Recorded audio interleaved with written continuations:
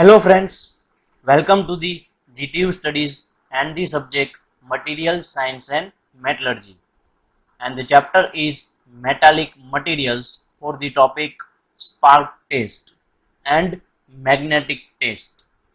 We have completed two tests for the metallic material. One is macro examination and second is micro examination. Macro examination means આપણે જે નેક type means કે આપણી નરી આંખે જોઈને આપણે ઘણા બધા મેટાલિક મટીરિયલ્સમાંથી કયું મેટલ છે એનો આઈડિયા લગાવી શકીએ, જેમ કે કલર ઉપરથી, જેમ કે સ્ટ્રક્ચર ઉપરથી, એ રીતે. અને માઇક્રો એક્ઝામિનેશનમાં આપણે માઇક્રોસ્કોપની હેલ્પથી આપણે ઝૂમ કરીને કોઈ ઓબ્જેક્ટને જોઈએ અને એના સ્ટ્રક્ચર ઉપરથી, એની પ્રોપર્ટીઝ ઉપરથી અલગ અલગ મેટાલિક મટીરિયલ્સમાંથી કયું મેટલ છે એ આઈડેન્ટિફાઈ કરી શકીએ છીએ. એ બે મેથડ સિવાય બીજી બે મેથડ પણ આવે છે જેનું નામ છે spark test and magnetic test. તો આપણે ફર્સ્ટ સ્પાર્ક ટેસ્ટ છે એ સમજીએ. સૌથી પહેલા મેટલ્સ છે એ ઘણા બધા ટાઈપના આવે છે, તમને આઈડિયા છે, જેમાં ફેરસ મેટલ અને નોન ફેરસ મેટલ આ બંને પ્રકારના મેટલ આવે છે. આ મેટલનું સ્ટડી કરવું છે અને એ મેટલના સ્ટડી કરવા માટે અલગ અલગ ઘણા બધા મેટલમાંથી પરફેક્ટ કયું મેટલ છે એ તમારે આઈડેન્ટિફાઈ કરવું છે. તો એના માટે તમે સ્પાર્ક ટેસ્ટ પણ યુઝ કરી શકતા હો. તો એમાં જે ઘણી બધી મેથડ આવે છે એનું થોડુંક બેઝિક જોઈ લઈએ કે from many materials available four using metals are used most of the application, and for that purpose we have to study the structure, properties and behavior of these metals in all type of environments. એટલે આપણે મેટલનું study કરવું પડે, જે કરવા માટે અલગ અલગ જે ટેસ્ટ આવે છે જે મેં કીધું એ macro examination, spark test, sulphur print અને મેક્રો એચિંગ. એમાં આજે આપણે સ્પાર્ક ટેસ્ટ અને મેગ્નેટિક ટેસ્ટ છે એ જોવાની છે.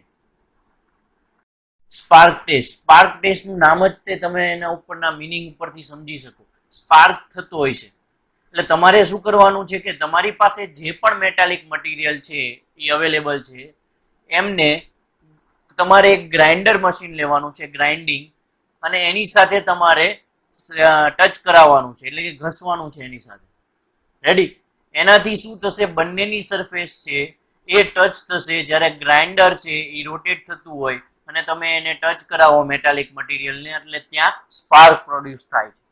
તો એ સ્પાર્ક છે કેવો પ્રોડ્યુસ થાય છે એના ઉપરથી તમે કયું મેટલ છે એનો આઈડિયા પરફેક્ટ લગાવી શકો છો. હા, સ્પાર્કની ઇન્ટેન્સિટી ઉપરથી તમે આઈડિયા લગાવી શકો છો. Means spark testing is a method of determining the general classification of ferrous materials. It normally entails taking a piece of metal, usually scrap, and applying it to grinding wheel in order to observe the spark emitted. Like that. આ રીતે તમે જ્યારે કોઈ મટીરિયલને, metallic material, એમાં most of ferrous material, એને તમે grind wheel સાથે, grinding wheel જે રોટેટ થતું હોય એની સાથે તમે ટચ કરાવો, ઘસો, એટલે ત્યાં શું થાય, આવી રીતનો સ્પાર્ક પ્રોડ્યુસ થશે. હવે તમને સ્પાર્કની ઇન્ટેન્સિટી દેખાય છે. ઘણીવાર ઘણી મોટી લેન્થનો સ્પાર્ક પ્રોડ્યુસ થતો હોય, ઘણીવાર ઘણી ઓછી લેન્થનો સ્પાર્ક પ્રોડ્યુસ થતો હોય, ઘણીવાર સ્પાર્ક જ પ્રોડ્યુસ ન થતો હોય.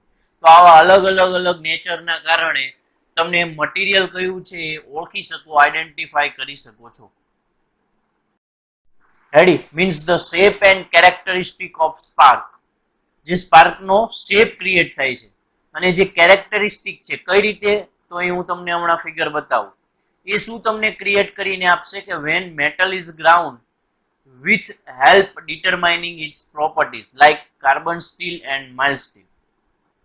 આ રીતે હું તમને ખાલી બતાવવા માંગુ છું. જો એક ખાલી ફિગર બતાવેલી છે જેમાં કોઈ મેટાલિક મટીરિયલ છે એ ગ્રાઇન્ડિંગ વ્હીલ સાથે તમે ઘસો છો, ટચ કરાવી રહ્યા છો, ત્યારે જે સ્પાર્ક પ્રોડ્યુસ થાય છે એ સ્પાર્ક પ્રોડ્યુસ થાય એમાં અલગ અલગ ટર્મિનોલોજી આવે છે.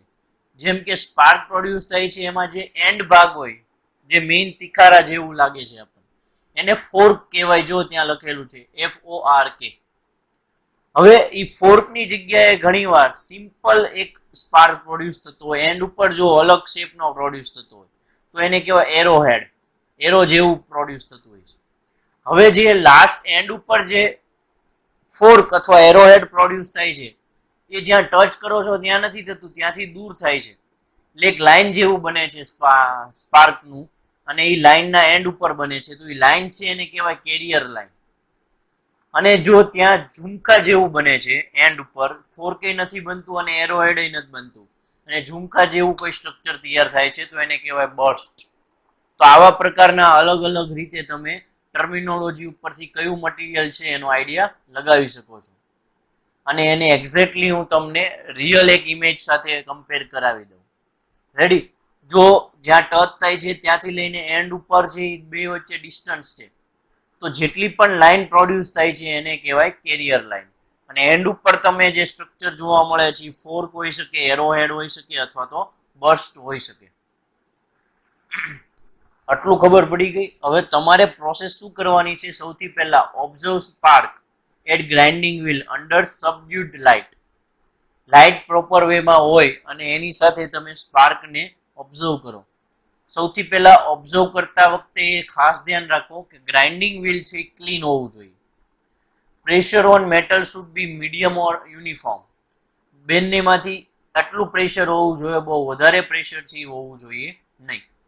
Compare known samples to unknown samples.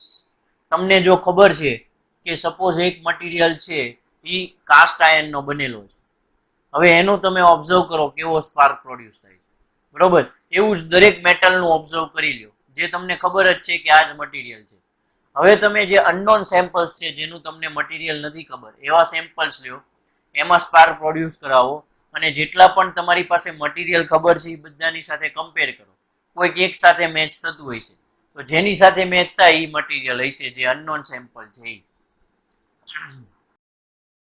તો આ રીતે જ કંઈક પ્રોસિજર કરવાની છે. પ્રોસિજર હવે તમને કહી દઉં, જેમાં તમારે ઓબ્ઝર્વ કરવાનું છે. કયું કયું ઓબ્ઝર્વ કરશો? એક spark colour, length of the spark lines જેને આપણે કેરિયર લાઇન્સ કહીએ છીએ, નંબર ઓફ એક્સપ્લોઝન્સ, એક્સપ્લોઝન શેપ. આ ચાર વસ્તુ તમારે ઓબ્ઝર્વ કરવાની રહેશે. હવે હું તમને આ રીતે દેખાડી દઉં કે કયા મટીરિયલમાં કયા ટાઈપનું સ્પાર્ક છે એ પ્રોડ્યુસ થતો હોય છે. સૌથી પહેલા ઉપર જુઓ તો લો કાર્બન એન્ડ કાસ્ટિંગ, જેનો સ્પાર્ક પ્રોડ્યુસ થાય છે એ કેરિયર લાઇન જે છે એ થોડીક વધારે હોય છે, પણ એન્ડ ઉપર જે છે એ ફોર્ક નથી થતો, નથી ફોરહેડ થતો, એ બસ પ્રોડ્યુસ થતા હોય છે. હાઈ કાર્બન સ્ટીલમાં જાઓ તો બહુ નજીકની કેરિયર લાઇન્સ છે એ પ્રોડ્યુસ થતી હોય છે. મોનેલ એન્ડ નિકલમાં આવો તો જે કેરિયર લાઇન્સ છે એ સાવ નાની એવી પ્રોડ્યુસ થશે, અને એન્ડ ઉપર કોઈ બસ પ્રોડ્યુસ નથી થતું, ફોરોહેડ પ્રોડ્યુસ થાય છે. સ્ટેનલેસ સ્ટીલમાં આવો તો કેરિયર લાઇન્સ છે એક સરખી નહીં પણ થોડીક વેરાયટી વાળી મળે છે, અને એન્ડ ઉપર ફોરોહેડ છે, બસ છે, એવા પ્રકારના સ્ટ્રક્ચર જોવા મળતા હોય છે. હજી નીચે આવો ગ્રે કાસ્ટ આયર્નમાં તો તમને બધા જ ઝુમખા ઉપર બર્સ્ટ પ્રોડ્યુસ થયેલું જોવા મળશે, અને બસ પણ અલગ રીતે છે, જે લો કાર્બન એન્ડ કાસ્ટ સ્ટીલમાં હતું એન કરતા અલગ છે. અને રોટ આયર્નમાં આવો તો રોટ આયર્નમાં બહુ limited number of spark lines create થતી હોય, જેની લેન્થ વધારે હશે પણ લિમિટેડ નંબર ઓફ હશે, અને એ ઉપરથી તમે પણ સ્ટ્રક્ચર છે એ બનાવી શકીને કહી શકો. આ સ્ટ્રક્ચર એક્ઝેક્ટ કયું થાય છે તમે પ્રેક્ટિકલ કરો તો જ તમને પરફેક્ટ આઈડિયા આવે. એટલે જ્યારે પણ તમે કોઈ ઇન્ડસ્ટ્રીમાં અથવા તો બીજે ક્યાંય આ પ્રેક્ટિકલ થતું હોય એની વિઝિટ લ્યો ત્યારે ખાસ ઓબ્ઝર્વ કરીને જોઈ શકો છો. ગ્રાઇન્ડિંગ વ્હીલ સાથે જ્યારે તમે ઘસતા હો, ઘણી વાર એવું બનતું હોય કે એને સાપ બનાવવા માટે આપણે મશીન ટૂલ હોય છે, એની શાર્પનેસ ક્રિએટ કરવા માટે ગ્રાઇન્ડિંગ વ્હીલ સાથે છે એ ટચ કરાવીને ઘસતા હોઈએ છીએ, તો ત્યારે જે સ્પાર્ક પ્રોડ્યુસ થતો હોય એના ઉપરથી અંદાજો લગાડજો. અથવા તમને ખબર છે ઘણીવાર તમે જે છરી નાઇફ યુઝ કરતા હો છો, જેની શાર્પનેસ ઘટી ગઈ હોય, તો એની ધાર કઢાવવા, સાપ બનાવવા માટે ઘણીવાર ઘણા લોકો આવે છે જે તમને સાફ કરીને આપે છે, અથવા તમે કોઈ દુકાને જઈને કરો છો તો એના જે સ્પાર્ક પ્રોડ્યુસ થાય છે એના ઉપરથી પણ તમે કહી શકો છો. તો આ રીતે તમને હેલ્પફુલ થઈ શકે કે પ્રોપર મટીરિયલ કયું છે મેટલની અંદર જ, એનો તમે આઈડિયા સ્પાર્ક ટેસ્ટ થ્રુ લગાડી શકો છો. તો એ હતી સ્પાર્ક ટેસ્ટ, જેમાં આપણે સ્પાર્કનો યુઝ કરીને મટીરિયલ ફાઇન્ડ કરતા હતા.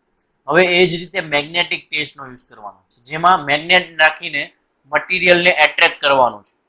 તો મટીરિયલ છે ક્યારે એટ્રેક્ટ થશે?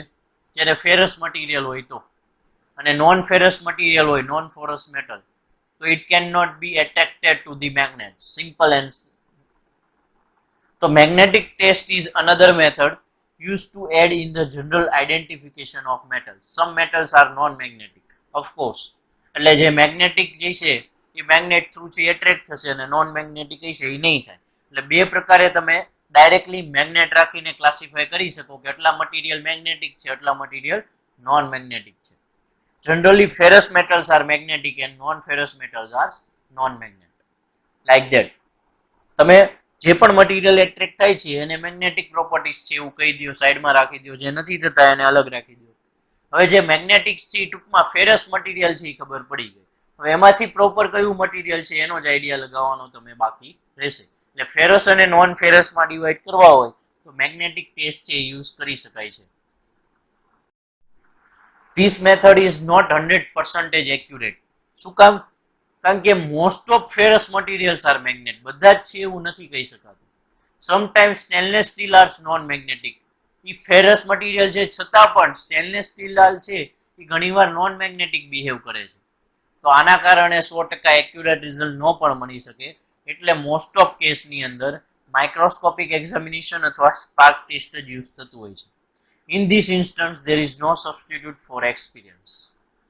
Generally, ferrous metals are magnetic and non-ferrous metals are non-magnetic. Again, તમને કહી દઉં જેથી કરીને તમને આઈડિયા આવે કે કયું પ્રોપર મટીરિયલ છે ફાઇન્ડ કરવા માટે નહીં, પણ ફેરસ છે કે નોન ફેરસ છે એ ફાઇન્ડ કરવા માટે મેગ્નેટિક ટેસ્ટ છે એનો યુઝ કરી શકો છો. રેડી? તો આ પ્રકારે મેગ્નેટિક ટેસ્ટ છે એમાં ડીપમાં જવાની કંઈ જરૂર નથી, બહુ સિમ્પલ છે. એટ્રેક્ટ કરે તો આ, નો એટ્રેક્ટ કરે તો નોન મેગ્નેટિક. સિમ્પલ. તો આ તો આજનો આપણો વિડીયો જેની અંદર આપણે સ્પાર્ક ટેસ્ટ જે તમને 3-4 માર્ક્સમાં પણ પૂછી શકે છે, જેમાં મેં તમને શીખવાડ્યું પહેલા સ્ટાર્ટિંગમાં એનું ઇન્ટ્રોડક્શન આપો, પછી એની ફિગર થોડી ઘણી ડ્રો કરીને એનું જે ટર્મિનોલોજી હતી forehead, bust, ready, carrier lines એ ડ્રો કરીને સમજાવો. પછી અલગ અલગ મટીરિયલમાં કેવું પ્રોડ્યુસ થઈ શકે છે એનું 1-2 એક્ઝામ્પલ લઈ લો અને એમાં કઈ કઈ વસ્તુ જોવાની છે એ સમજાવો એટલે તમને કમ્પ્લીટ માર્ક્સ મળી જશે. રેડી? તો આઈ હોપ તમને વિડીયો સમજાણો હોય છે. વિડીયોને લાઇક કરો, શેર કરો એન્ડ સબસ્ક્રાઇબ કરો GTU Studies channel. And for more material you can visit our website www.gtustudies.com. Video જોવા બદલ થેન્ક યુ.